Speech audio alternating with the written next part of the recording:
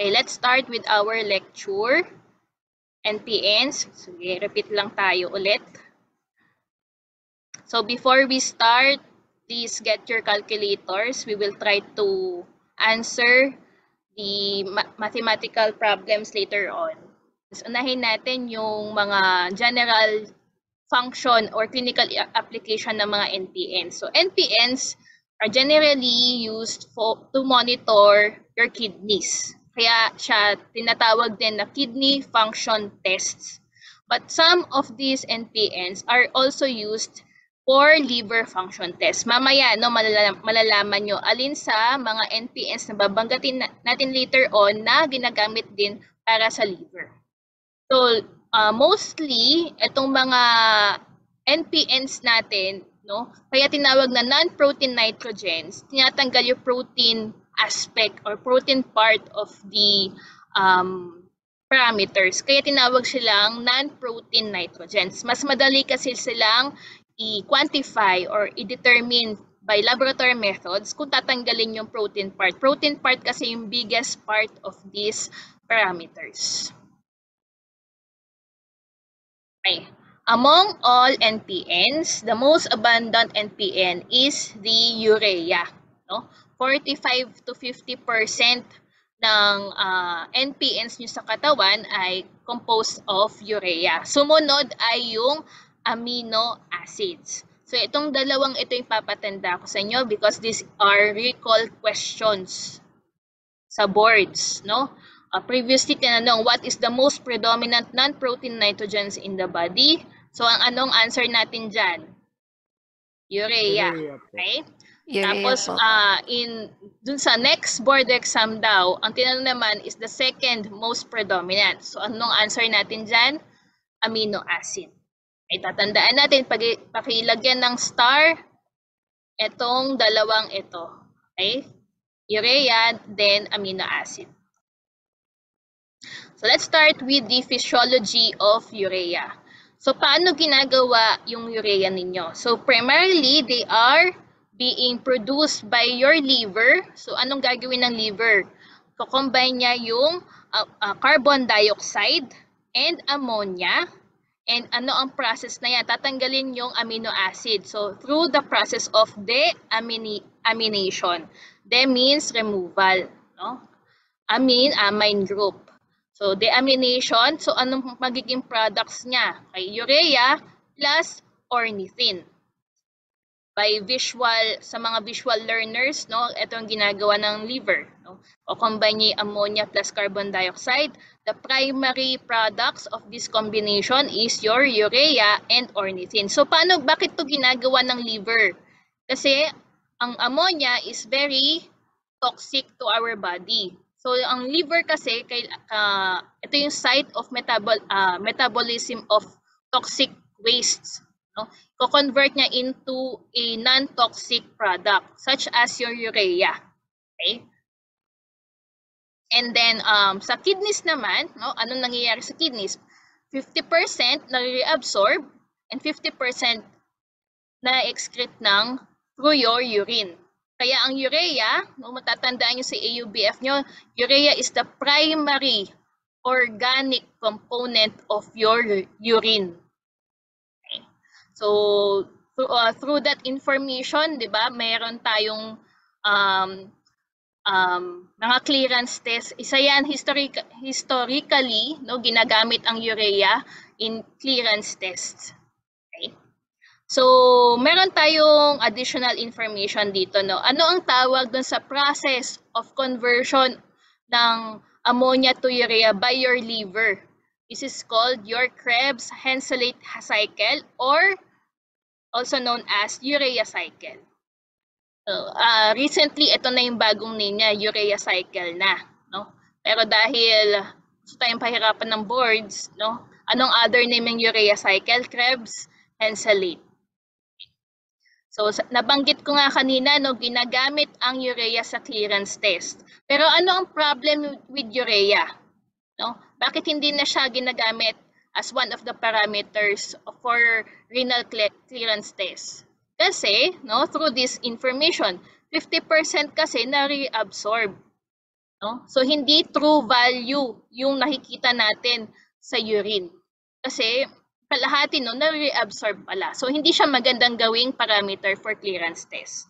Ano ang ginagamit, ano ang gold standard for clearance test? Sabi sa EUBF. Sige nga. Ano daw? Starts with the letter I. Walang nakakatanda. Okay, inulin clearance test. Madaanan ni Prof. Balse sa EUBF. Anyway, so in methodologies in laboratory, hindi talaga natin mini-measure yung urea itself, no? Ang mini-measure natin is yung nitrogen component ng urea. Kaya ang tawag doon ay BUN or blood urea nitrogen. So ano ulit ang difference between yung urea and your blood urea nitrogen? Yung BUN ay yung nitrogen component lang ng urea. This is the chemical formula ng urea.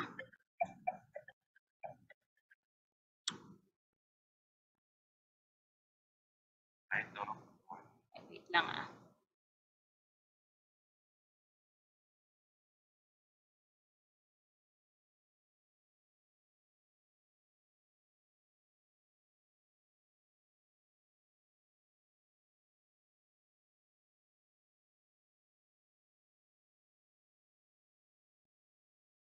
Okay, balik tayo dito, no? So, again, no, yung mini-measure lang ng BUN is the nitrogen component ng urea. Okay? So, kung mapapansin nyo, dalawa yung value dun sa books ninyo. Okay? So, meron tayong, para malaman talaga natin yung true levels of your urea in your body, i-convert natin yung nakuha natin sa laboratory, yung BUN to urea. So, paano yan i-convert? BUN multiply by 2.14 para makuha mo yung true urea concentration. While, no, kapag gusto mo naman ibalik do sa dating value, i-divide mo lang urea divided by 2.14 para makuha mo yung BUN. So, meron tayong, yun nga, no, meron tayong mga laboratory methods to detect your BUN. So, meron tayong direct and indirect. Ang direct method, no, directly measures your BUN.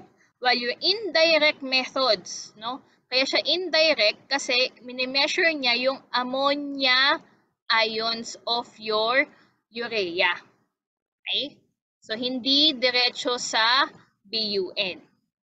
So sa direct methods naman, no, meron tayong mga ito, no. Kailangan pakilagyan ng smiley or star, no. Memorize natin 'yan. DAM or the diacetyl monoxide method. Ano itong O na to? OPA. Okay, ortho, okay? Orthostaldehyde method.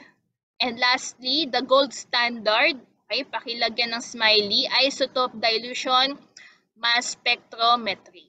So, if done na kayo with your instrumentation, no, mass spectrometry measures the weight of the parameter by light absorbance. Okay. Dito naman tayo sa indirect method, no?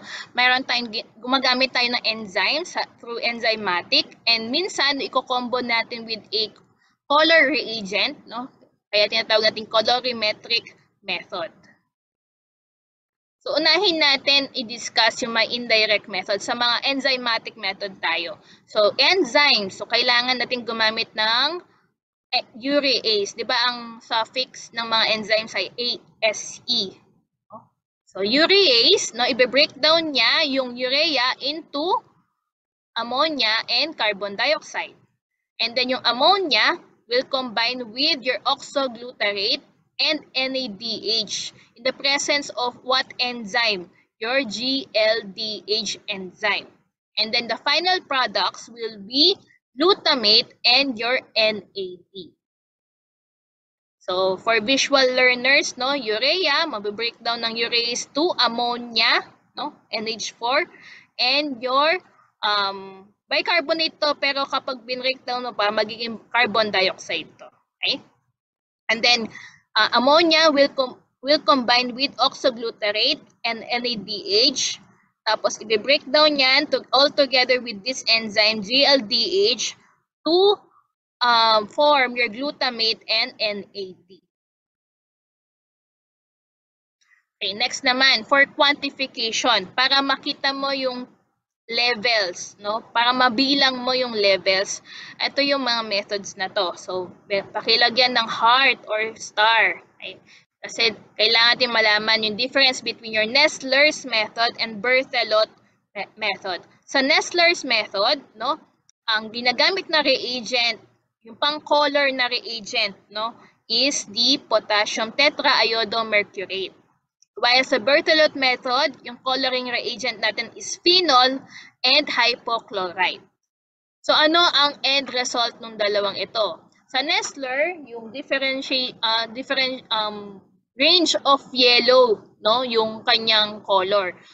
The deeper the yellow, ibig sabihin mas maraming ammonia. Yung ammonia kasi yung mini-measure natin dito. Ay, yung breakdown ng urea to ammonia and carbon dioxide.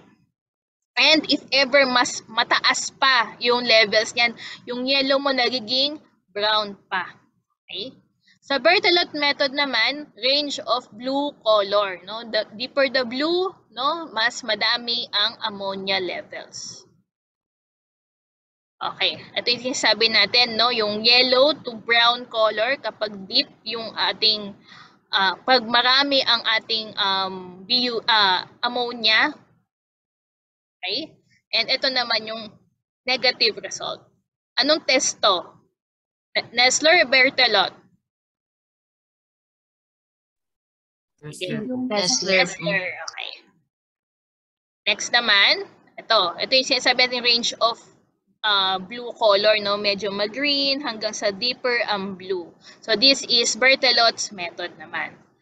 So always remember, no, Nestler is yellow, Berthelot blue. So tandaan nyo lang yung first letter nung dalawang to. Okay. Yung iba dyan, no, makamalito pa, no? Yellow, blue. Okay. Naging ngongo pa. Okay, next naman, ito yung ating gold standard o tinatawag natin reference method. So, isotope dilution mass spectrometry. So, always remember, no, test taking skills. Kapag weird yung name or medyo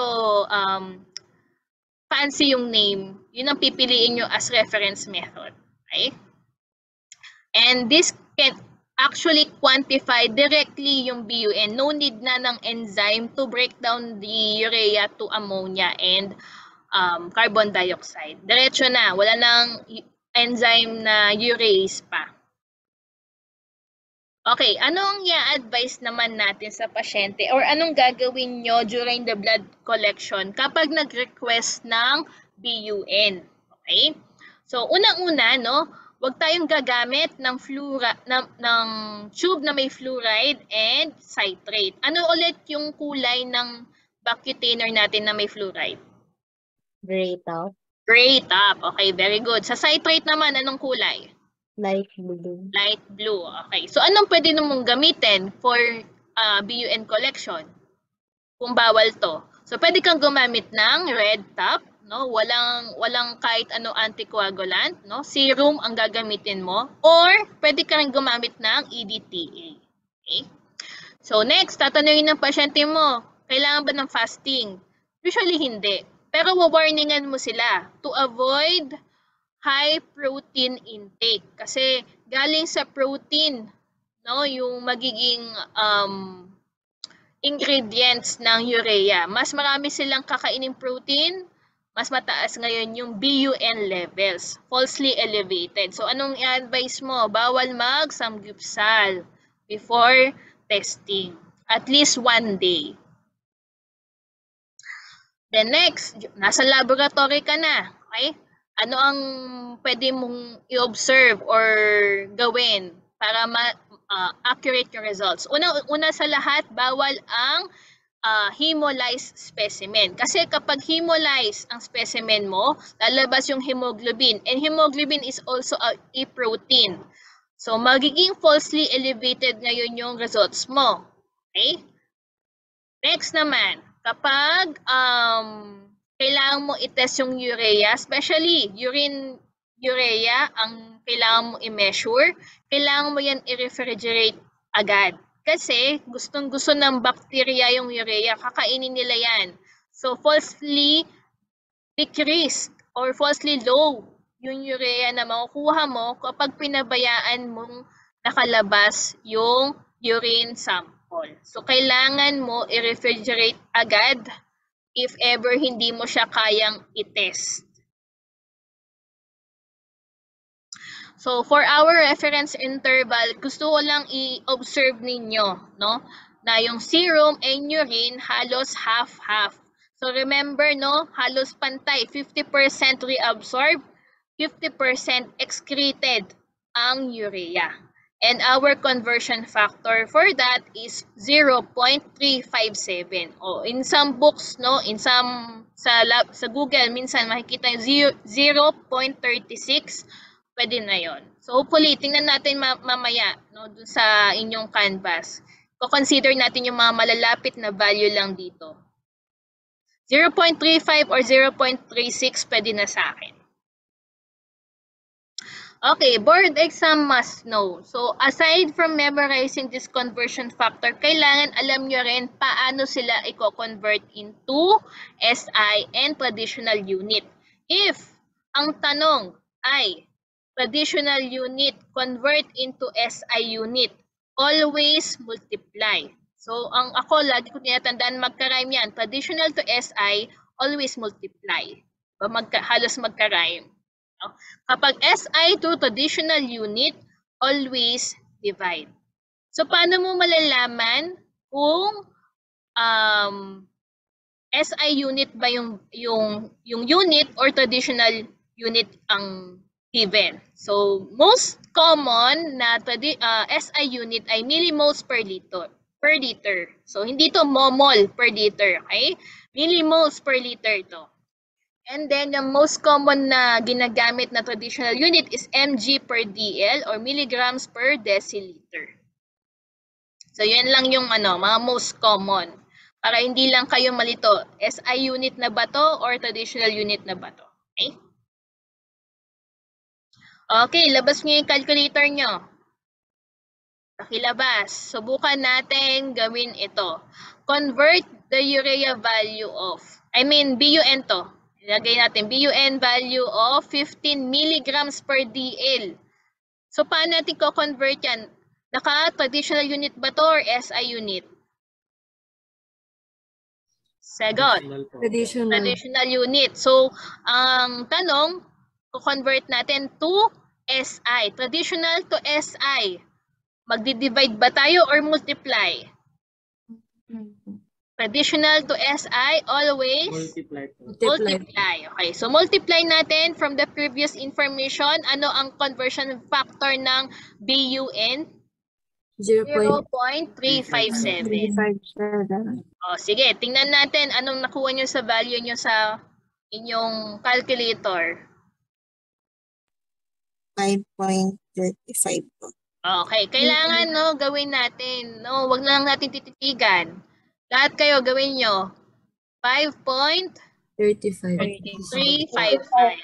Okay, and your SI unit, the most commonly used, millimoles per liter. Okay. So, dating naman tayo sa mga disease associations. Okay? Ano ang tawag sa increased BUN levels in the blood? So, hindi walang term na hyper, no? Ang unique yung term dito, azotemia ang tawag. Okay? Kapag naman uremia ang term, kailangan meron kang elevated levels with signs and symptoms of renal failure. So kailangan may nararamdaman na siyang simptomas bago mo masabing uremia. So, madalas kasi, meron silang wala silang nararamdaman pero mataas yung level. So, ang tawag mo lang doon is azotemia. Okay? So, remember the differences between your azotemia and uremia. Pakilagyan ng star. no? Kailangan nyo yan alamin. No? Okay. For the decreased results, no, unang-una sa lahat, low protein intake. Syempre, walang ingredients to make your urea, no, your protein. So, walang BUN na ma-form kapag walang masyadong protein intake. Next is severe vomiting and diarrhea. Next, liver disease. Bakit may decreased urea sa liver disease? Saan ba ginagawa si urea? Sa liver. Okay? And then lastly, pregnancy. Kasi almost all proteins na pupunta kay baby. Okay. So, sabi nga natin, no, again, no, uremia, increased BUN with signs and symptoms. So, madalas, no, from head to toe yung ating symptoms ng urea. Pero, pakitandaan lang yung mga 3 fancy terms. No? Mayroon tayong uremic pericarditis, uremic fetor, and uremic frost. Uremic pericarditis, no, from the name itself, pericardium. So, most common cause ng chest pain among those with renal failure is yung uremic pericarditis. Minsan, no, hindi lang chest pain. Nagsisinok pa yan, hiccups, no? Uncontrollable hiccups. Hindi yan nawawala kahit uminom pa sila ng maraming tubig. So mapapansin mo, no, palagi silang sinisinok. So check mo na yung BUN nila. Okay? Next naman, uremic fetor. Ano ba ibig sabihin ng fetor? Ito ay odor, foul odor from the mouth, no? Mabaho yung hininga. Amoy ihi yung hininga niya. Okay? So kung may naaalala kang classmate mo, no? Ay si ganito, may uremic fetor na yan, no? Check mo na yung BUN. And then next, uremic frost. So minsan sa sobrang taas ng BUN nila, lumalabas yan sa pawis ng pasyente. And naninigas yan, naging crystals. Okay? So ito yung tinatawag nating uremic frost. Parang silang nagbabad sa snow. Yung pala, ano yan, urea yan na naging crystal form. Okay? So, okay. So again, yun nga, no, pakilagyan ng star yung differences between your azotemia and uremia.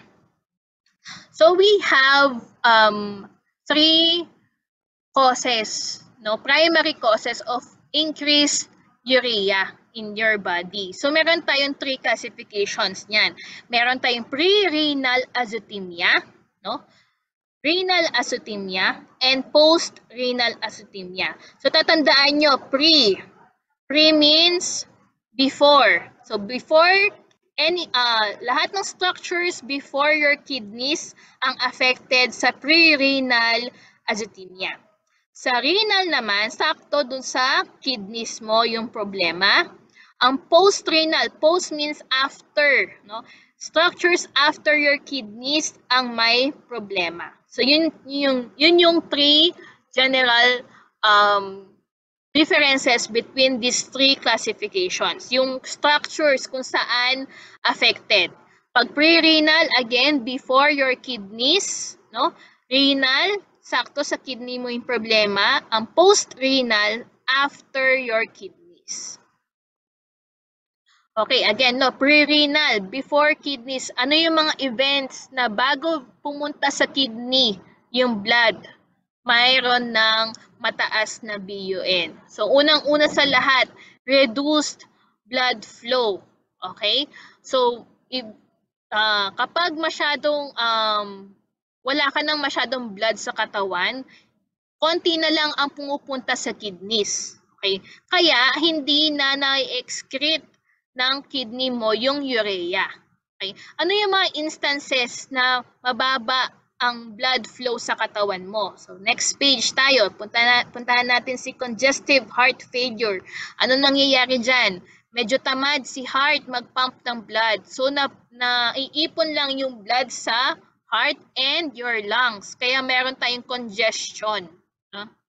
So and then shock. no? Hindi ito yung emotional shock na sinasabi natin, no? Physical shock 'yan na nangyayari kapag sobrang baba na ng blood flow mo sa katawan, okay? And then most common type of shock is your hemorrhage. Hemorrhage is excessive bleeding. Kunyari nasaksak ka or nandun ka sa operating room, no, medyo matagal na yung surgery, madami ka ng blood loss, no, pwede kang magkaroon ng hemorrhagic shock. Okay? Next type of shock is dehydration. Wala kang naiinom na tubig or lagi kang nagsusuka or lagi kang nagtatae, no? Yan ay mga prone to dehydration, and it will eventually cause a reduced blood flow to your kidneys. Kaya walang lumalabas. Next naman, high protein diet. Okay? So sobrang dami mong kinakain samgyupsal, okay? No, or steak. No, and then marami nang nagagamit yung liver mo to break down the protein into urea. So magkakaroon ka ng elevated BUN din. And then lastly, your high protein catabolism. So, maraming dito, yung katawan mo, no, akala niya masyadong maraming protein, so lagi na lang siyang nagbe-breakdown ng protein. Catabolism means breakdown. Isipin niyo na lang, cut means to cut, okay? To cut down. Catabolism is to cut down the chemical. So ano yung mga instances na akala ng katawan mo marami kang protein to break down, no, or to cut down? Unang-una is stress, no? Ano yung stress na to? Hindi, again, no, hindi naman emotional stress, physical stress, no? Brought about by number one, burns, no? Severe yung burns mo, magkakaroon ng stress dun sa katawan mo, no, to break down the proteins. Next is high fever, okay? Kaya medyo nanghihina-hina kayo kasi nauubos yung protein na nyo sa katawan kasi high temperature breaks down the protein component of your body. Next, cancer, no? Kasi masyadong matakaw yung cancer cells, break down niya yung proteins, kakainin niya yan. And lastly, your steroid therapy. So, akala nyo minsan protein building ang steroids, pero kapag ginagamit siya sa mga as treatment, no, hindi siya protein building. Protein ano pa siya, for protein catabolism pa. So, iba yung ni-intake na steroids para sa mga muscle builder na mga tao as compared sa steroid na ginagamit sa ospital. Iba yung effect nila. Okay, next naman is renal azotemia. Sabi nga natin, sakto yan sa kidneys. Ano yung mga problema sa kidneys na nagkakos ng azotemia? No, first, your glomerular disorders and your tubular disorders. Diba? Part yan ng buong nephron, the glomerulus and its tubules. And lastly, your post-renal, anything that happens after your kidneys. Ano yung mga structure ba after your kidneys? Yung ureter, urinary bladder, yung mga yan. So, ano yung mga nagkakos ng azotemia? Primarily, yung magkakos ng obstruction sa urine flow. So, kapag may obstruction sa urine flow, hindi ka iihi. So, hindi lumalabas yung urea sa katawan mo. So, ano yung mga primary cause ng obstruction na yan? Stones, kidney stones, no? Lalo na kung nasa ureter level yung stones, tumors, no, may mga bukol sa ureter or sa urinary bladder. Sa mga lalaki naman, the most common obstruction of flow, no, is enlarged prostate. So pakilagyan ng highlighter or i-highlight natin ng kulay pink or green itong stones, no? Most common generally. Pero kapag tinanong ay most common in males, enlarged prostate. No? Tapos next naman, no, kapag palagi kang nagkakaroon urinary infection, magkakaroon ng severe inflammation, namamaga yung ureter or urinary bladder, so nagkakaroon ng obstruction. Okay? Ilang beses lang dapat magka-UTI in 1 year. No, dapat 3 beses lang, no? Kung beyond that, Meron na tayong problema with our urinary tract. Okay? So, para ma-prevent natin yung azotemia, double check na natin yan. So, how to differentiate the types, no? Okay, before tayo mag-start, like yung sinasabi sa mga estudyante, hindi natin iti-treat yung laboratory results, no? Lagi tayong babalik sa pasyente natin, ano bang nararamdaman nila? Ano ang physical examination mo sa pasyente? So minsan kasi no, syempre mayabang tayo as medical technologists, tayo daw yung katulong sa diagnosis ng pasyente. Pero minsan no, yung laboratory results, iba yung sinasabi nun dun sa naramdaman ng pasyente. Ano bang ititreat natin? Yung papel, yung resulta, o yung pasyente? Lagi tayong nasa patient. Itong mga to, yung mga sinasabi natin mga results ay to confirm our instincts, no? Our initial diagnosis. Lagi nating ano yan, no? Isabuhay, okay? So again, no, kung meron kang instincts na kung aling part na ng azotemia yon, pre-renal, renal, or post-renal, i-confirm mo through these tests. Okay? BUN, creatinine, and BCR. BCR stands for BUN creatinine ratio. Mamaya babalikan natin tong creatinine later on, no? So for now, no, aralin lang natin the normal value for your BCR is 10:1 or in some books 20:1. So pwede yung dalawang answer na to, 10:1 or 20:1. 10 BUN is to 1 creatinine. Parang ganun yung ano niya, yung interpretation ng value. Okay? Sa pre-renal azotemia, no, there is an increased BUN as compared to your creatinine. Minsan low pa nga, no? Low to normal creatinine. In renal azotemia, there is a low BUN and increased creatinine. Sa post-renal naman, lahat mataas. Increased BUN and increased creatinine. Okay? So, tandaan nyo lagi yung mga yan. Ilagay natin sa table. No? Kanina, no?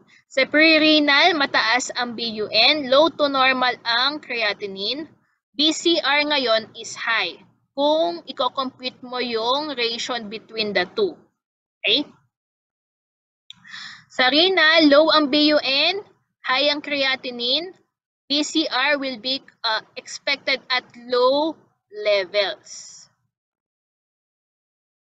Sa post-renal naman, high BUN, high creatinine, pero magiging normal ang BCR. Bakit kaya? Kasi maka-cancel out yung dalawang high na yan, no, into a normal value. Okay? Yan yung mga expected results of your azotemias. But again, no, lagi ko sinasabi sa inyo, baka iba yung sinasabi sa results sa naramdaman ng pasyente, balikan nyo pa rin si patient. Okay? Kaya hindi talaga dapat nagda-diagnose si medtech kasi ang nakikita lang niya ay yung resulta. Okay? Okay, review natin. Mag-unmute tayong lahat. Okay? Ano ang pre-renal value, BUN value ng pre-renal azotemia? High. High. High. Creatinine? Low or normal. Normal. BCR mo ngayon ay? High. Okay. Renal naman tayo. High po. BUN is? Low. Low. Creatinine is?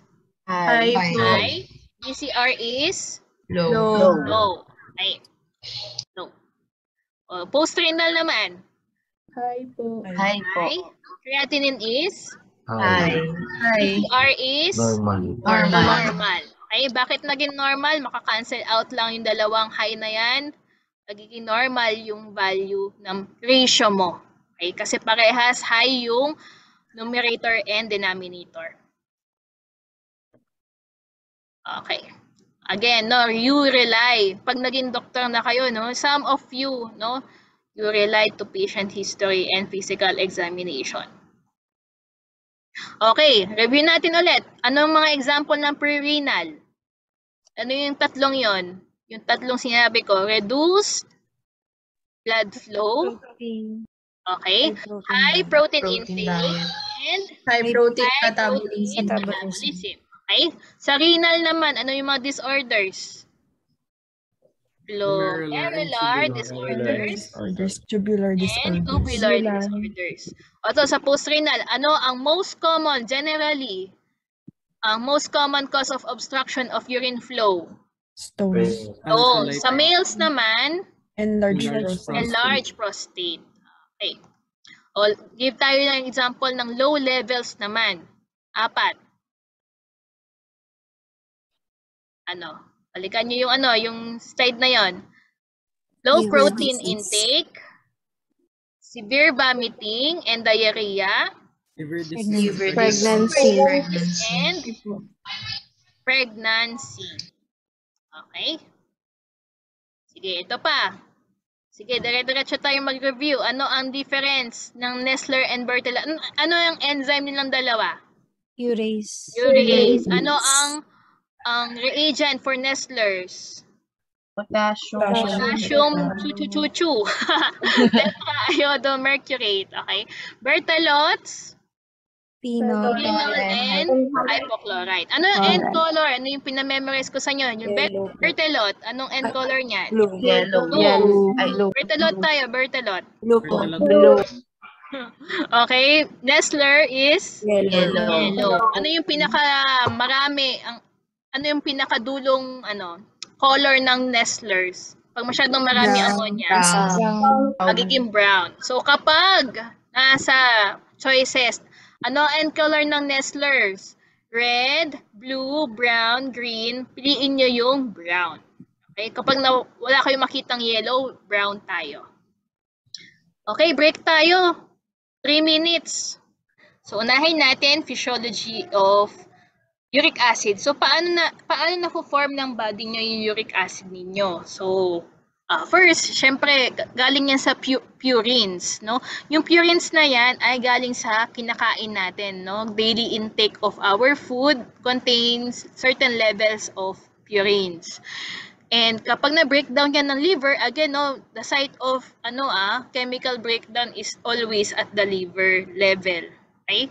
And co-convert niya yung purine into a lesser toxic form called your uric acid. Now, in some mammals, no, allantoin ang nagiging byproduct. Allantoin is actually mas safer, no, safer chemical as compared to uric acid. Kasi allantoin is more water soluble, pwede yun iihi, no, anytime. Ang uric acid kasi hindi. Okay? Bakit hindi yan? Kasi hindi siya masyadong water soluble. Nare-reabsorb siya halos 100 or 98 to 100% nare-reabsorb sa proximal tubule. And some or small amounts lang ng uric acid ang nasisikret to the next structure, which is your distal tubule. No?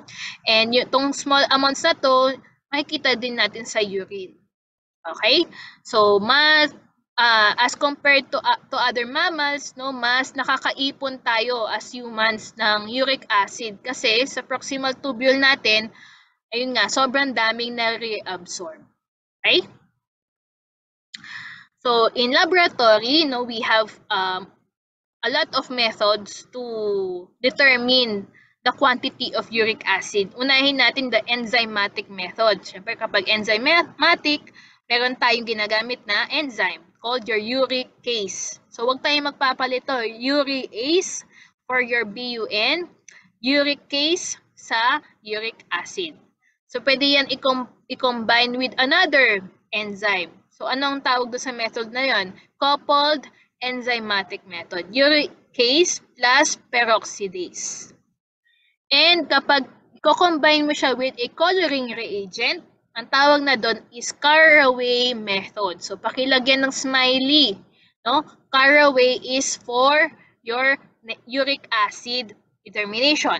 Yung kanina, Nestler and Berthelot para sa urea. So, marami tayong mga proper names na may memorize, no? So, kailangan natin yan ma-familiarize and i-memorize nyo by heart.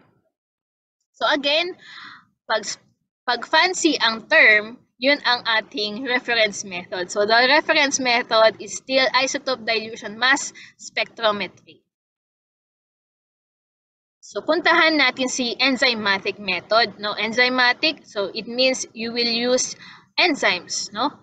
Such as specifically yours, uricase. So yung uricase, i-break down yung uric acid into allantoin. And yung allantoin na to, ito yung i-measure natin via some instrumentation, pwedeng spectrum photometer or dosimeter, no? So pwede tayong mag-spectro to measure the allantoin. So minsan, no, ito nga, kapag kinombine natin yung enzyme with a coloring reagent, ang tawag na doon is Caraway method. So uricase, no, i-break down niya yung uric acid into allantoin, and then yung allantoin na yan, i-combine natin siya with a reducing agent, no, to produce a color. So i-break down yan into phosphotungstic acid to tungsten blue. Okay? Ang tungsten blue ngayon, yung blue color na yan, yun yung end color natin sa Caraway. So madami tayong blue color. Ano yung kaninang blue color? Berthollots. Pero para sa urea yan. Ang blue color naman natin sa uric acid, ano ang method? Caraway method. Okay, ano ang gagawin natin sa pre-analytic and during analytic part of your uric acid determination? So, unang-una sa lahat, bawal ang hemolyzed specimen kasi lalabas naman this time ang glutathione. Glutathione will inhibit yung uricase. Kaya low levels yung mostly low yung results mo. Okay? And meron tayong mga maintenance drugs na would cause elevated uric acid, such as your aspirin. No? Pakilagyan ng smiley. Aspirin will cause falsely elevated values for uric acid. So paano ka mag-collect ng blood specimen?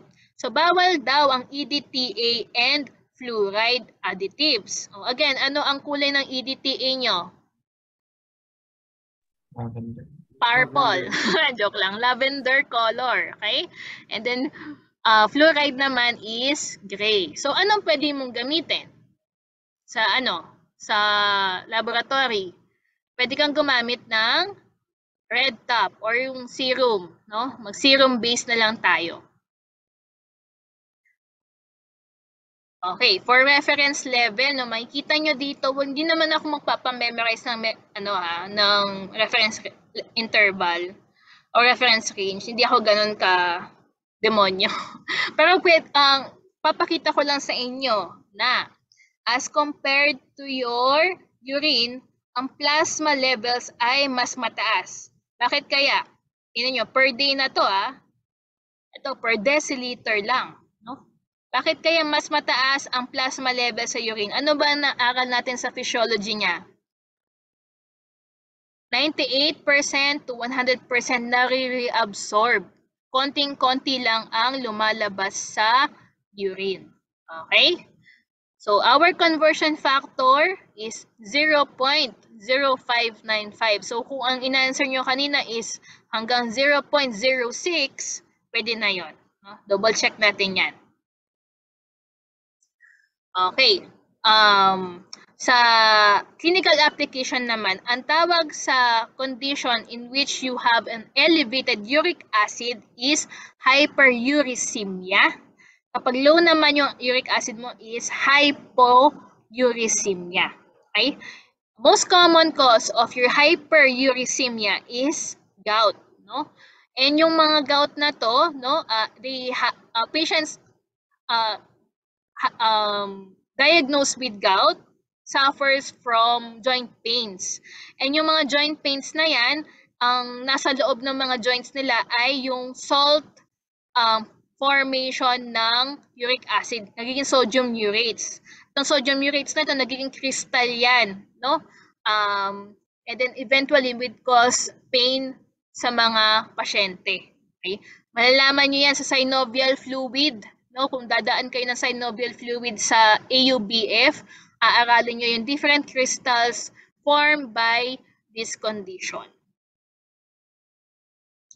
Okay, dito naman sa table na to, nasa book din yan. Hopefully, nasa 8th edition, no? Ba't ang pangit ng 8th edition natin? Anyway, so ito nga, meron tayong marami tayong pwedeng maging cause na increased uric acid. Pero ipapatanda ko lang sa inyo yung tatlong ito. Okay? Unang-una sa lahat is Lesch-Nyhan syndrome, the glycogen storage disease type 1, or also known as von Gierk's disease, and kanina nabanggit ko is yung gout. Sa decreased concentration naman, pakibilugan na lang si Fanconi syndrome. Fanconi syndrome is a defect in your tubules, no? Sa reabsorption process siya may problema. And the usage of your allopurinol. Allopurinol is a maintenance drug used for gout. Kapag nasobrahan ka naman sa allopurinol, nagkakaroon ng sobrang babang uric acid sa katawan. Okay, discuss natin isa-isa. Okay? Sa Lesch-Nyhan syndrome, it only affects male gender. Okay? From your cytogenetics. Okay?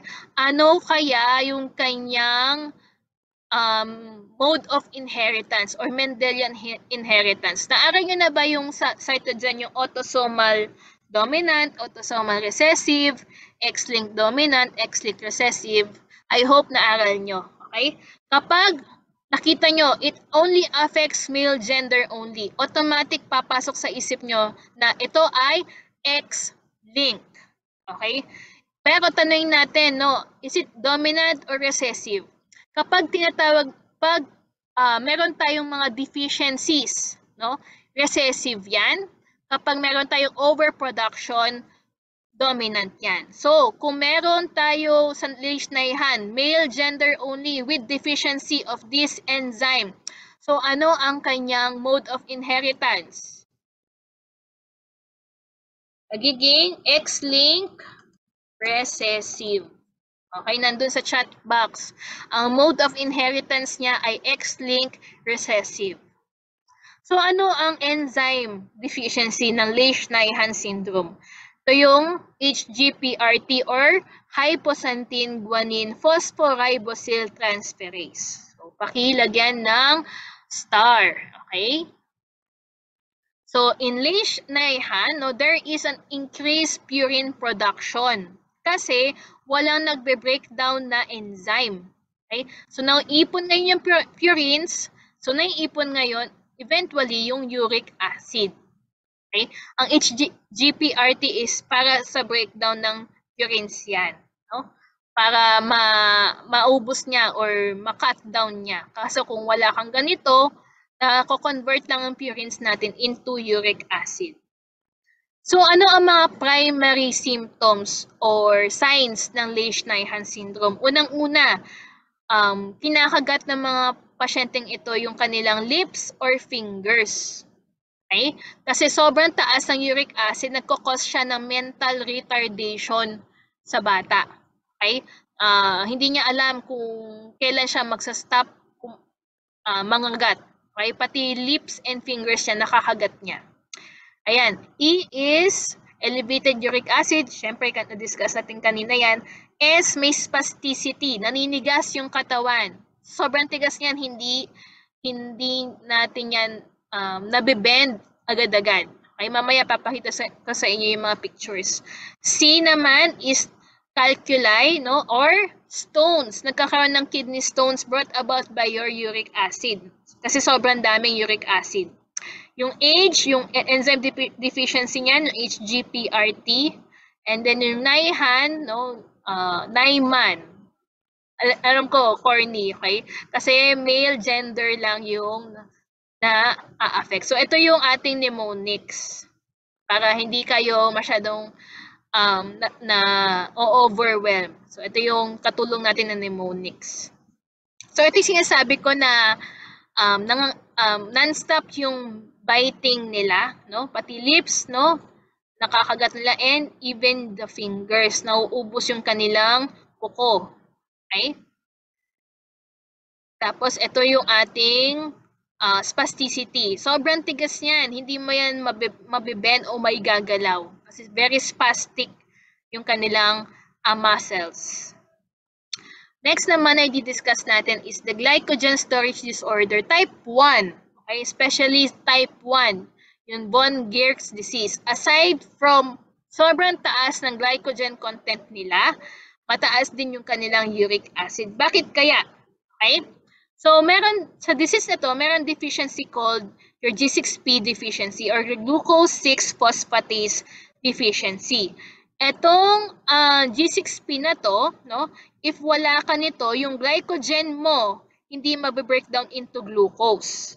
So instead, yung glycogen na yan nako-convert into uric acid. Okay? Sabi nga natin, no, ang G6P, i-breakdown niya yung glycogen into glucose. But instead, no, dahil wala nito, ang glycogen ay pupunta na lang sa ibang pathway. Magiging uric acid na lang siya. Okay. Next naman, yung lastly, yung ating most common nakikita sa clinic ay ang gouty arthritis. This is a form of arthritis na may mga crystals dun sa joints. Kaya makikita mo sa pasyente, no, medyo red, tender, no, sobrang sakit. Sobrang init din yan kapag hinawakan mo, and sobrang magang-maga na joints. And ang most common affected joint ay yung base of your big toe. Ano yung base of big toe na yan? Ito yung big toe natin, di ba? Ito yung base na sinasabi natin. Okay? Madalas dyan naiipon yung ating mga crystals. Yan yung most common affected joint.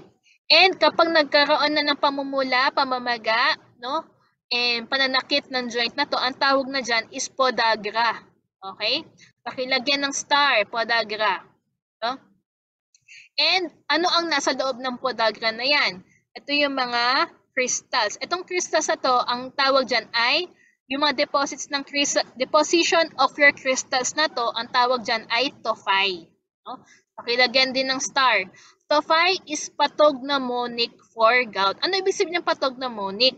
Kapag nakita mo yung ganitong sign, gout na to. Okay? Kasi marami tayong types of arthritis. Kapag nakita mo na dun sa certain type of arthritis na to, yung tophi or yung deposition of crystals, ang main cause ngayon ng arthritis is your gout. Okay. So, pakilagyan ng star, no? Ang differences between your podagra and your tophi. Podagra means the inflammation of joint due to gout. Ang tophi naman is the deposition of your uric crystals into the joint. Okay, hypouricemia naman. Ano yung dalawa kong pinatanda? Yung Fanconi syndrome and the allopurinol overtreatment. Fanconi syndrome is a disorder of tubules. No ngayon, di ba? Kanina, sa physiology, saan ba nare-absorb ang uric acid? Sa proximal tubule. Ngayon, kapag sira ang proximal tubule mo, walang reabsorption na nangyayari, lumalabas lahat sa urine ang uric acid. Ang term natin sa condition na yun ay Fanconi syndrome. Next naman, allopurinol treatment. No? Itong allopurinol, sabi ko nga kanina, ito yung gamot na ini-intake ng mga pasyenteng may gout. Okay? Kapag nasobrahan naman sila nito, babagsak sa uric acid, no? Magkakaroon ng hypouricemia. Pero ano ba ang mode of action ng allopurinol? These are your xanthine oxidase inhibitor. Okay? Ang xanthine oxidase ay one of the enzymes which converts your purine to uric acid. Kapag ini-inhibit mo naman yon, yung purine hindi nagiging uric acid. No? Purine na lang siya. So, wala kang uric acid ngayon sa katawan. Okay? So, review tayo. Give examples of hypouricemia. Unmute naman tayong lahat. So, anong gamot daw? Sige. Ayun, Fanconi syndrome. Ano namang gamot? Yung allopurinol. Allopurinol. Anong enzyme yung ini-inhibit ba na allopurinol? Xanthine oxidase. Okay? Next naman. Ano yung mga signs and symptoms ng Leishmaniasis? Gamitin natin yung ating mnemonics. Ano yung L? Lips and Lips and fingers are bitten. E. Elevated uric Elevated acid. uric acid. S. Spasticity. Okay? C. Calculi in the kidney. Saan galing yung stone na yan? Galing sa uric acid crystals. Ano ba yung itsura ng uric acid crystals sa ihi? Nandun na ba kayo sa AUBF? Wala pa? O sige. Next time na lang. H. Letter H. HGPRT. HGPRT. Ano ibig sabihin ng HGPRT? hypoxanthine guanine. Guanine phosphoribosyl transferase. Okay, very good. Hypoxanthine guanine phosphoribosyl transferase. Ano yung last nating mnemonics? Naiman. Naiman. Okay. It only affects male gender. Ano ngayon ang kanyang Mendelian inheritance? Ano ang pattern of inheritance ng Leishmaniasis? X-linked recessive. X-linked recessive. Okay. Review natin colorimetric method for uric acid. Colorimetric ha? Anong proper name? Caraway po po. Caraway method. Caraway makes use of what reagents? Diba, meron tayong enzyme called uricase. Ano yung coloring reagent? Letter P. Phosphotungstic acid. Ano ang end color? Tungsten blue. Tungsten blue. Okay, sige. Gusto nyo ba ng break? 2 minutes. 2 minutes lang. Prof, may tanong po ako. Yung TOFI po ba, yun yung nakikita sa podagra? Yung tophi, no, nakikita yan sa loob ng mga joints. No? Not necessarily dun sa podagra itself. Pwede yan sa ibang joints pa. Okay? So, pero lahat ng podagra may tophi sa loob. Okay po, thank you po. Sige. Doc, may question din po ako regarding po dun sa TOFI. Mostly po ba nakikita po siya sa mga women? Ang tophi, kailangan, hindi madalas sa women. Makikita mo sila sa mga males. Actually, lalo sa mga clinic, mga males ang mayroong gout. Kasi unang-una sa lahat, iba ang diet ng males. Ma-beer, yan, ma-proteins, okay? So, sila yung madaming purine intake. Pero pwede rin mangyari sa females, okay? Nangyayari din yan. Pero kailangan mo ma-determine, kasi ang mga immunologic arthritis, lalong-lalo na yung rheumatoid arthritis, madalas naman yan sa females. So, kailangan mo ma-determine, rheumatoid arthritis ba to or gouty arthritis? Sorry, ang best option natin dyan is to check the synovial fluid. Kung may tophi or wala. Kung walang tophi, rheumatoid yan. Kung meron, gouty arthritis. Okay. Okay po, thank you po. Anyway, so let's start with our physiology sa creatinine. So, unang-una sa lahat, no, we form creatine muna from these 3 amino acids na nakukuha natin eventually sa pagkain, okay? So, ano yung 3 ingredients to form your creatine? So, glycine, arginine, and methionine. So, again, saan sila na-form? From the liver. Okay? Kakain tayo ng food, makukuha natin yung 3 ito, glycine, arginine, methionine. Iko-convert ng liver into creatine. Itong creatine naman na to, dadalhin ito sa mga nangangailangan na parts of our body, most especially, no, our muscle. Okay? Sa muscle, i-convert na yan into a phosphocreatine. Phosphocreatine is a high energy source. Kasi constantly gumagalaw ang ating muscle, so kailangan niya ng sariling source of energy. Ito ay yung phosphocreatine. Mas mataas pa yung binibigay na energy na yan kesa sa ATP. Imagine that. Okay? And creatinine, generally, no, pag I mean yung creatine kapag nadala na yan sa plasma. So, halimbawa, no, may natira pa dun sa muscle. Matitira na, pupunta na yan sa iyong bloodstream. And sa bloodstream na yan, i-convert yan into this form, creatinine. Okay, so para hindi man ito, no, kakain tayo ng food, dadalhin sa liver yung glycine, arginine, and methionine, co-convert into creatine. So yung creatine pupunta sa muscle to form your phosphocreatine. Ang creatine na natitira pupunta sa blood, form yung creatinine. Sa creatinine naman, pupunta yan sa kidneys. No? Ano ang mangyayari sa kidneys? It is 100% filtered but not absorbed. Okay? Kaya maganda siyang parameter for your glomerular filtration rate sa GFR. So again, no, ito yung physiology niya, no? Creatine pupunta sa muscle, phosphocreatine. Mawawala yung phosphoric component nun, magiging creatinine pagdating na sa bloodstream. Okay, ang creatinine natin, no, not only used as a kidney function test or renal function test, it can be used as a parameter to detect if there is a muscle mass loss, no? Nawawalan ka ng muscle, no? Or muscle component, or to monitor your creatine turnover. Okay?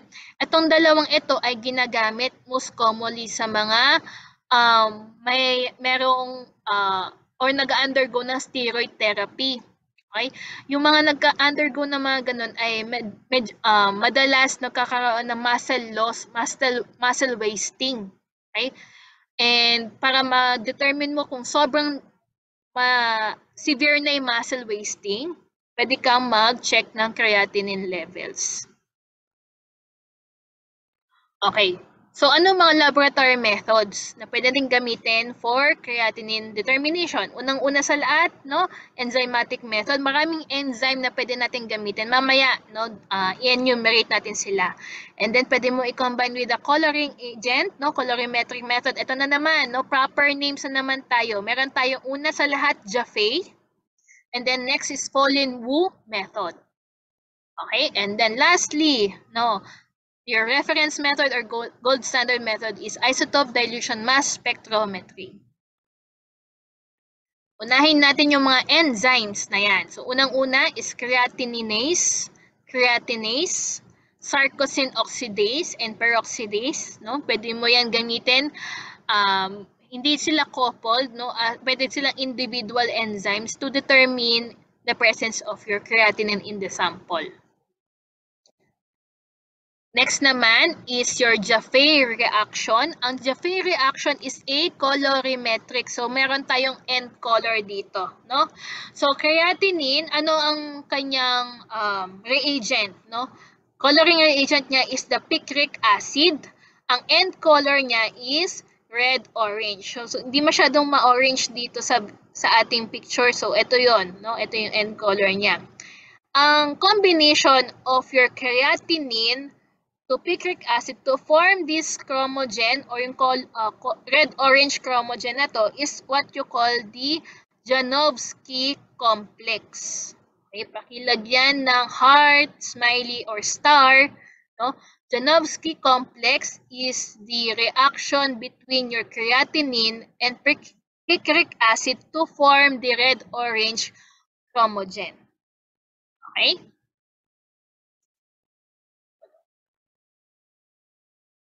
And then next naman tayo, no? Ano ang mga laboratory precautions natin? Unang-una sa lahat, bawal ang hemolysis. Kasi, no, meron tayong mga certain chromogens sa red cells natin, inside the red cells, na pwedeng mag-react sa picric acid. Okay? So magkakaroon ng falsely elevated ngayon. So sa lahat no ng across all parameters, bawal ang hemolysis. Fasting is not required. Okay, sa lahat ng NPNs, fasting is hindi ginagawa sa mga pasyente. Pero lagi natin sinasabi no na iwasan magkaroon ng high protein intake kasi this may elevate your creatinine. Okay? Okay, next naman natin is reference interval. Yan. Kung mapapansin natin, no, syempre hindi naman ako nagpapamemorize ulit. Okay? Kung mapapansin natin mas mataas ang creatinine cut-off ng males as compared to females. Bakit kaya? Again, no, ano nga ba ulit yung kanyang, saan nga ulit sila nakikita? Aside from your blood stream, nakikita din sila sa muscle. So, mas maraming muscle mass ang males. Kaya mas marami ang ine-expect nating cut-off. Mas malaki ang ine-expect nating cut-off kesa sa females. Okay? Conversion factor, again, 88.4. Ito, na-experience ko to sa board. Ang time namin, creatinine ang pinasolve sa amin. No? Baka umulit lang. Ilagyan ng star lahat ng conversion factors natin, okay? So again, no, ginagamit siya as part of renal function, especially sa filtration rate. Kasi nga, sabi nga natin, 100% no, lahat na filter and hindi siya na-absorb ng katawan natin. Okay?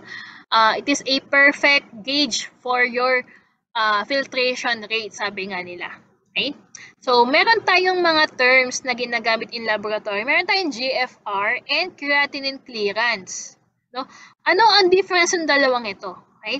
Sa GFR, no, ito yung kinocompute natin yung volume ng plasma na finifilter ng glomerulus per unit of time. Okay? Kaya siya tinatawag na rate. Okay? No? Ang creatinine clearance naman, amount ng specific ng creatinine na ini-eliminate ng blood ng kidneys natin per unit of time din. No? Creatinine clearance naman yun. Mas specific ito. No? Ito naman, volume of plasma na finifilter. No? Ito naman, amount of creatinine na nai-eliminate. Kaya creatinine clearance ang term. Okay. Memorize tayo ng formula. No? So, ready na natin yung ating mga calculators. Okay? So, mag-aano tayo, mag-compute tayo mamaya. So, creatinine clearance is equal to the urine creatinine multiplied by volume of your urine over the plasma creatinine multiplied by, itong T is time. No? Amount of time. So, gamitin natin, no, yung ating formula. Ano ang given natin? Urine creatinine is 100 mg per dl. Plasma creatinine, 2.5. Volume of urine, 2,500. And the T is 24 hours. So, from this, ano kaya yung perfect specimen natin para sa ating creatinine clearance? Anong specimen na ginagamit natin? 24-hour urine. Oh, okay. So ito yung ating formula. I-substitute natin ngayon yung mga values. Okay? 100 times 2,500 over 2.5 times, naka-minute tayo. Okay? Pag millimeter per minute ang kukuhain natin, convert natin 24 hours to minutes. No? 1,440. Okay? Tandaan nyo lagi yan. No? Compute natin. Sige nga, 100 times 2,500 is 250,000 divided by 2.5 times 1,440. 69.44 po. Our last answer is 69.44 po. 69.44. Okay, very good. Ano ngayon yung ating unit? So, balikan natin yung units natin. Ika-cancel out natin itong magkaparehas. No? Tanggal natin to. Ang matitira na lang is millimeter per minute. So, ang unit natin is millimeter per unit. Okay.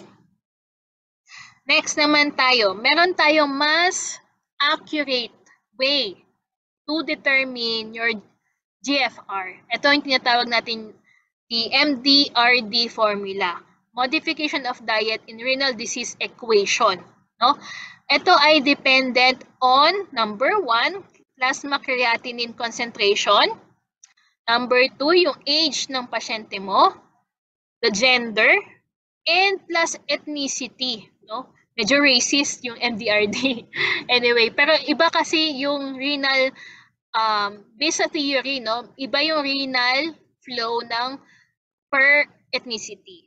So, pero no need to memorize this whole formula. Hindi naman ako ganun kademonyo. No? Basta itatandaan nyo lang that MDRD is dependent on number 1, plasma creatinine, age, gender, and ethnicity. Yun lang yon. No? No need to memorize this whole formula. Okay, so pagdating sa pathophysiology, ano yung mga associate disorders? Parehas lang nung kanina, yung BUN. Meron tayong pre-renal, renal, and post-renal disorders that affects your creatinine levels. Recall nga natin itong table na to. Ano ang expected BUN ng pre-renal? Low po. High po. High po High, pala. okay? Creatinine? Low Low to. or Low normal? po.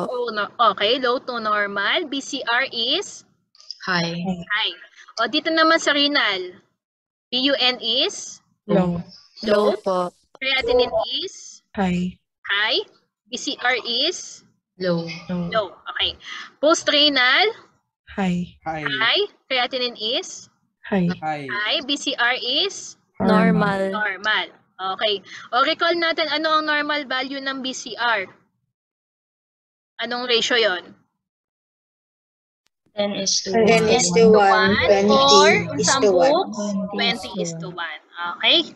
Sige nga, recall natin ulit. Ano ang mga example ng post-renal? Anong major cause niyan? Letter O. Obstruction. Obstruction. Okay?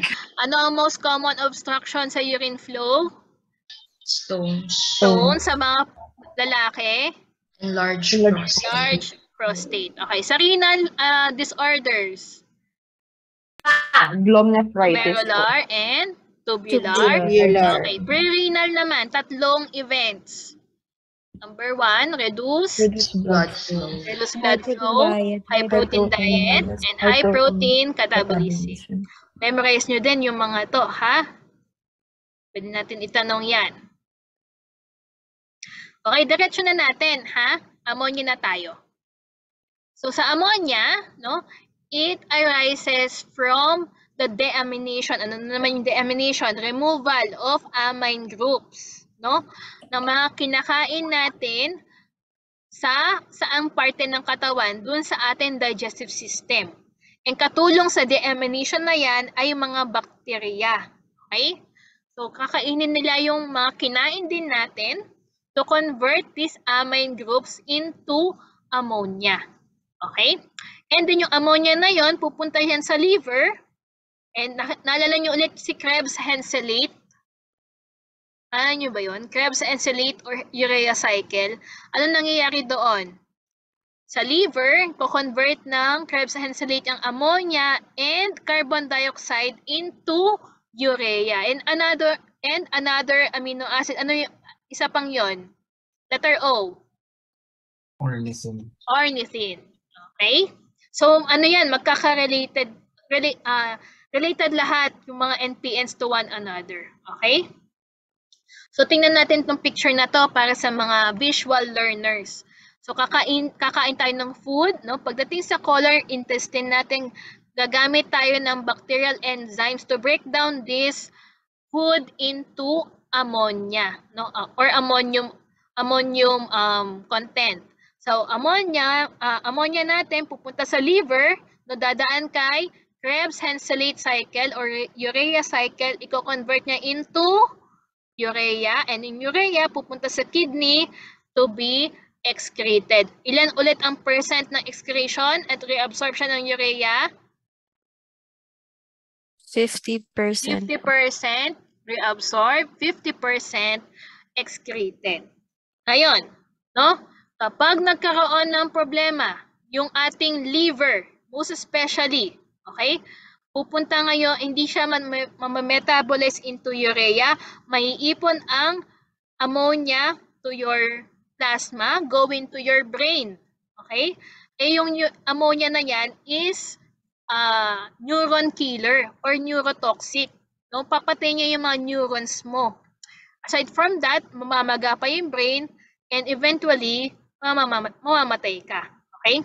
Ngayon, no, balikan natin. Di ba sabi ko nga kanina, lahat ng NPNs ginagamit as kidney function test. And some of them can be used for liver function test. Anong specific NPN na yon? Ammonia. Okay? Ammonia can be used for liver function test. Okay? Pakilagyan ng star. Lagyan mo ng star, tapos liver function test. Dahil depende kay liver kung mabi-breakdown niya yung ammonia into a less toxic chemical called urea. Okay? Okay. Sige. Next naman tayo, laboratory methods. No?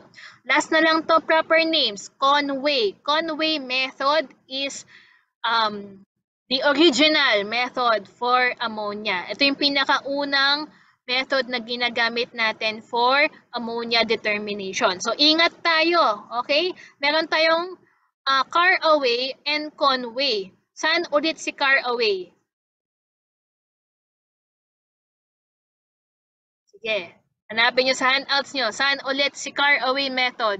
Uric acid. Uric acid. So, huwag magpapalito ha. Caraway method is uric acid. Conway method is ammonia. Okay? Tapos, syempre, lumang test na to, kailangan ng konting modification. No? Ang modification ngayon ng Conway method is the ISE method. ISE stands for Ion Selective Electrode Method. And meron tayong, syempre, di nawawala si enzymatic and colorimetric method. So, konting kwento lang, no? Ano ba nangyayari sa Conway method? Conway method in other books is also known as your microdiffusion method. Kasi in this method, hinahayaan mo ma-diffuse, no? Ma-filter out yung ammonia through a specific compartment. Tapos yung na-diffuse na ammonia, i-detect mo siya using your pH indicator. So ang principle behind that is titration, no? The more basic yung pH mo, mas maraming ammonia. Okay, the principle is nga, no, ang ano natin is the pH change during the titration. And pwede mo i-determine yung specific value niya through potentiometry. Okay, pakilagyan ng star. Potentiometry measures or quantifies your ammonia through pH change. Okay? Maganda ang accuracy nito, pero again, no, hindi stable. Okay? Kasi ammonia, kinakain din yan ng bacteria sa environment natin. So, hindi siya stable pagdating sa laboratory. But the most commonly used in laboratory is ammonia enzymatic method. So, anong enzymes ang ginagamit natin? No? Gumagamit tayo ng GLDH enzyme. So, again, naalala nyo si GLDH kanina? So, paano yung ginagamit? Si ammonia will combine with oxoglutarate and NADH. I-break down ng GLDH yung combination na to, and it will result to your glutamate and NAD. Yung glutamate na to, yung pwede natin i-measure spectrophotometrically or colorimetrically. Okay? Sa colorimetric naman, no, gumagamit tayo ng reagent called your bromphenol blue. It will produce a blue color kapag madaming ammonia content. Okay, madami tayong blue, no? Blue sa Nestlers, no? Blue ulit sa tungsten, ano yun, phosphotungstic acid, dun sa may uric acid, and blue ulit dun sa ammonia. Okay, ano ang laboratory precautions natin? Number 1, no? Ammonia levels rise rapidly in whole blood after drawing. Okay, after the collection. Kasi agad na breakdown yung amino acid. So kailangan ma-determine agad-agad yung ammonia levels. Kailangan natin ma-analyze agad sa laboratory yan. Ano yung mga preferred anticoagulants? Meron tayong heparin and EDTA. Pwede yan gamitin. Ano ang kulay ng heparin? Alin dito sa mga to? Green. Green ang heparin. EDTA is lavender. Lavender po. Most commonly used sa laboratory is heparinized specimen for ammonia. Okay, no? Kung hindi man siya pwedeng i-analyze agad, no? Pwede mo to gawin, no? I-centrifuge mo na agad, pero in a cold setup, 0 to 4 degrees Celsius, within 20 minutes of collection. So, kailangan malamig. Minsan, no, pag nag-request si doctor ng ammonia levels, kailangan naka-ready na yung slurred ice mo. Kukuha ka ng baso na may yelo, lalagay mo doon agad-agad yung specimen mo, o yung heparinized tube mo. Okay? Para malamig na agad yung iyong sample. Okay. So, next, no, bawal ulit ang hemolysis. Kasi kapag nagkaroon ng hemolysis yan, nagkakaroon ng 2 to 3 times increase in ammonia pag nagkaroon ng hemolysis. Okay? Sige. Okay, next naman tayo, no? Adults, no, medyo konti yung kanyang ammonia. Ang bata madaming ammonia. Bakit kaya? Lalo na 10 days to 2 years old. Kasi in children, no, medyo hindi pa fully develop ang liver. Diba sabi nga natin na mabe-breakdown ng ammonia dun sa liver. Paano kung hindi pa masyadong develop? So may ipon ng konti yung ammonia sa katawan ng bata. So medyo mas mataas ang cut-off ng ammonia sa bata kesa sa adults. Adults have fully developed liver, kaya pwede natin ma-convert readily yung ammonia into urea. Okay? Conversion factor naman natin is 0.587. So siguro pwede natin i-consider si 0.59 or 0.6. Sige, pwede natin i-consider yan mamaya. So ano mga clinical applications natin? Unang-una sa lahat, no? Hyperammonemia means elevated ammonia, no? And kapag low levels naman, hypoammonemia. Pang spelling pa to. Ammonemia, walang E dito, ha? Okay. Wala ditong E. Okay, next naman, yun nga sinasabi ko sa inyo, pwedeng gamitin ang ammonia as liver function test. Kapag severe yung liver disease mo, mataas na mataas ang ammonia mo sa katawan. So again, no, balikan natin specimen requirements. Magandang gamitin yung arterial ammonia para ma-check mo talaga yung severity ng disease. Okay?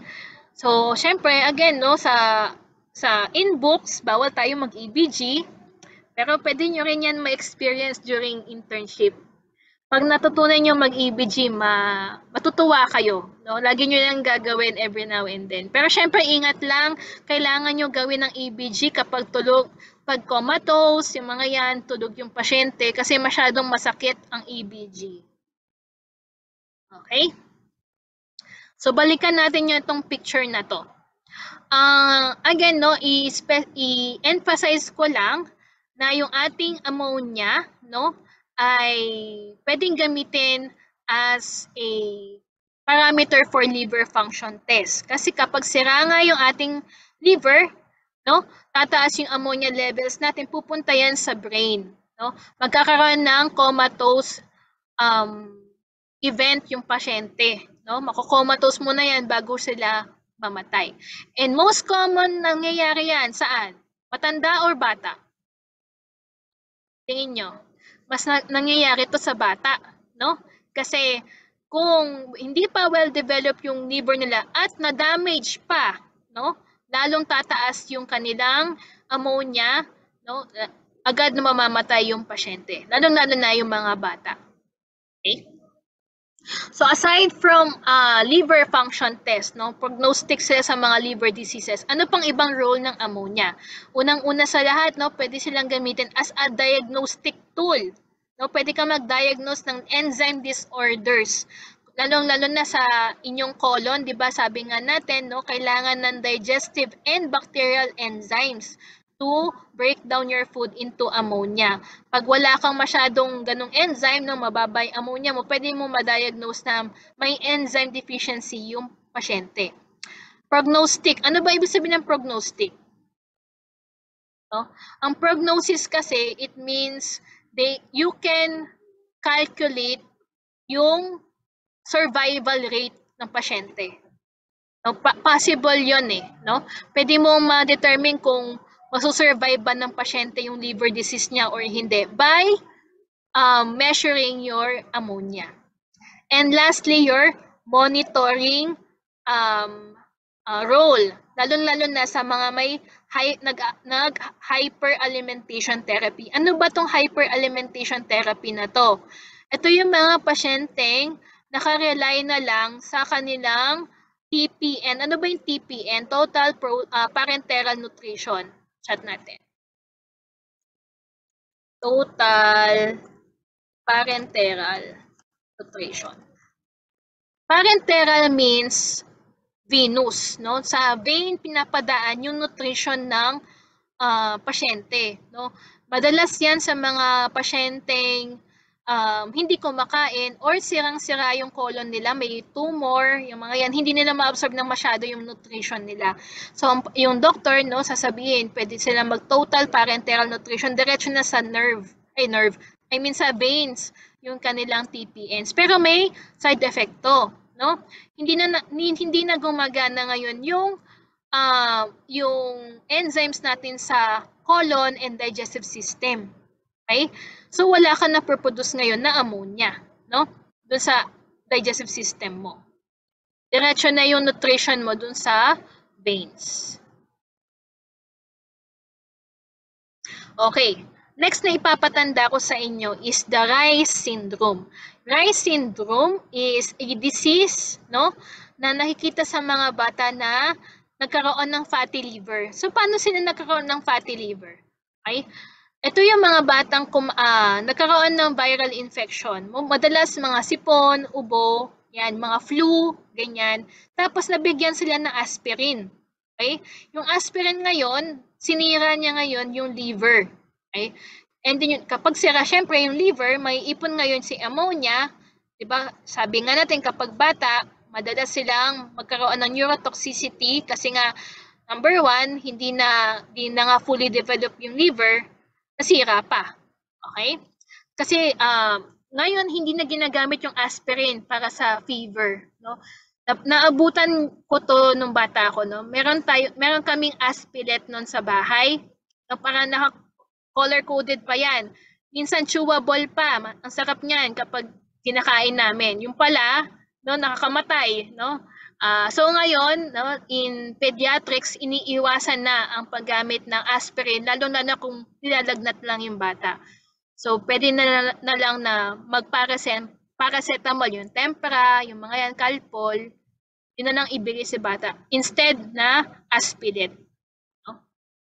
Yun lang. So end na ng ating discussion. Do you have any questions?